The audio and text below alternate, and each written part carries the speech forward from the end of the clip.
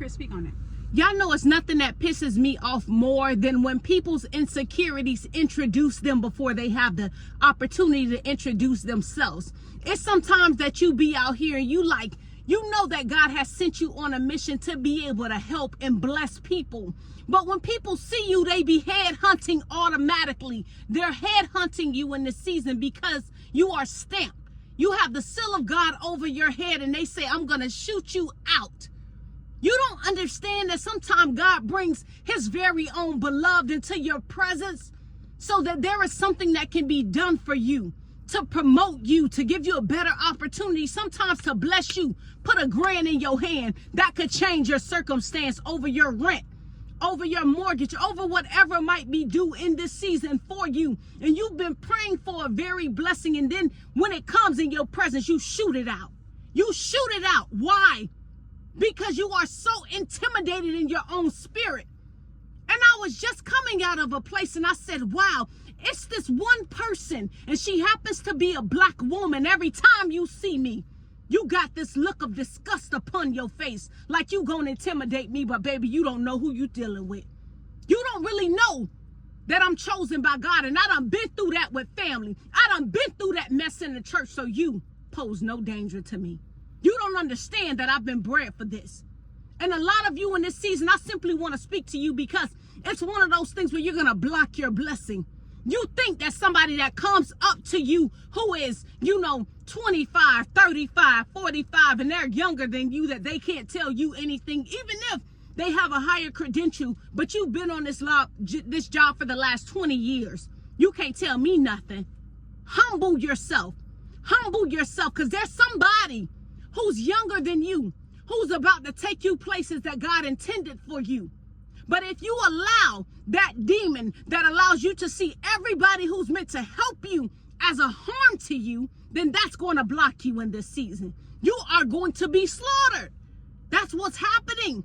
For you men, when you see a strong black woman, you want to tear us down instead of build us up. What's wrong with you, brother? What's wrong with you? You think any other culture could build you the way that God put it inside of our spirit when we were bred from you? You hate yourself so bad that when you see yourself in the physical form from another, gender, now it's, I'm going to tear you down. No, you tearing you down. You tearing you down. And this is the thing that Satan causes a lot of you to do. I want to point the gun at my own when my own is meant to bring me refuge, meant to bring me to higher heights. Sometimes God has promised you a thing, but that demon that has been riding you, that you don't think nobody should be ahead of you. You don't think that somebody else should go in and take the promised land so you can walk in. Baby, I clap for anybody. You know where I am today because I clap for people. Because I loved on people, whatever I can do. If I can rub your feet, if I can rub your back, whatever God has you to do in this season, if I can just be a help to it. Because I know in that, my help soon comes. My help soon comes. But for many of you, particularly you black women, and I say this for years on, I seem like I'm just always saying the same thing, but this time is crucial because the kingdom of heaven is near. This time is so crucial. Time is winding up, and as this judicial system falls, baby, he's rising up a mighty army. And we might be coming from the gym, from when we just worked out. So we may not be adorned how you think we may be adorned, but there's something in the spiritual realm. Come on. And you allowing the fact that you're so intimidated by a person to overcast and overshadow. I've had this done. I've mentored people who tried to kill me out.